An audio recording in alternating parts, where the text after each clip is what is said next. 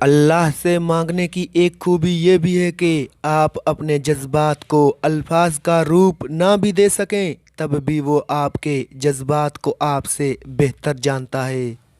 رات کی تنہائی میں خاموشی سے جب دعا مانگو تو لگتا ہے اللہ صرف میرا ہے۔ اگر تمہاری خاموشی میں ذکر خدا اور روز آخرت کی فکر نہیں تو اس میں کوئی خیر اور خوبی نہیں۔ مایوسی انسان کی سب سے بڑی دشمن اور اللہ تعالیٰ کا عذاب ہے۔ ناقابل یقین لمحوں میں دل کو صبر آ جانا اس بات کی دلیل ہے کہ اللہ تمہیں اس آزمائش کے ذریعے اپنے قریب کرنا چاہتا ہے۔ اللہ تمہیں انسان کی محبت سے گزار کر خود تک لاتا ہے۔ جب تم بڑی سی بڑی تکلیف کو انجان بن کر برداشت کر لیتے ہو اور اسے اپنے رب کی آزمائش سمجھتے ہو تو اللہ تعالیٰ آپ کی ناممکن دعاؤں کو قبول کرنے لگتے ہیں۔ جن لوگوں کی محبت میں ہم اللہ کو ناراض کرتے ہیں اکثر وہی لوگ ہمیں ذلیل و خوار کرتے ہیں۔ آنسو ہر دل کو نہیں پگھلا سکتے، یہ فقط ان دلوں پہ اثر انداز ہوتے ہیں جن میں رب بستا ہو۔ اگر تمہیں لگے کہ تمہارا امتحان لیا جا رہا ہے تو خوش ہو جاؤ کہ تم اس قابل سمجھے گئے ہو، کیونکہ اللہ کے ہاں عاشق کا امتحان لیا جاتا ہے، منافق کا نہیں۔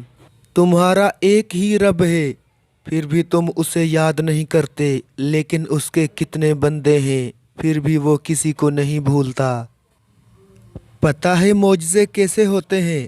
جب تم اللہ پہ مکمل یقین رکھتے ہو اور صبر کرتے ہو۔ دنیا دار دنیا کے پیچھے دوڑ رہے ہیں اور دنیا اہل اللہ کے پیچھے۔ کوئی پلٹ آئے تو اس کا ہاتھ تھام لینا چاہیے، اس کی امید نہیں توڑنی چاہیے۔ کسی کی امید قائم رکھنا اللہ کی صفت ہے، اللہ بھی تو یہی کرتا ہے۔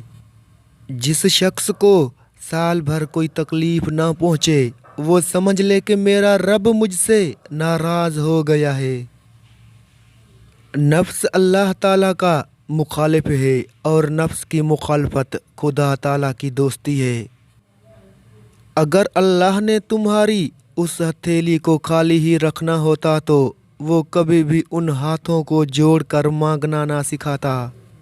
جب آپ مشکلات میں ہوتے ہیں تو آپ اکثر سوچتے ہیں کہ اللہ کہاں ہے۔ یاد رکھیے امتحان کے دوران استاد ہمیشہ خاموش رہتا ہے۔ کسی کو ذلیل کرنے سے پہلے خود ذلیل ہونے کے لیے تیار ہو جاؤ، کیونکہ اللہ کا ترازو صرف انصاف تولتا ہے۔ اگر محبت اللہ سے شروع ہو جائے تو ملاقات کی طرف فجر سے شروع ہو کر تہجد پر ختم ہوتی ہے۔ نیکی چھوٹی ہو یا بڑی اللہ کو پسند آ جائے تو دوزخ حرام کر لیتا ہے۔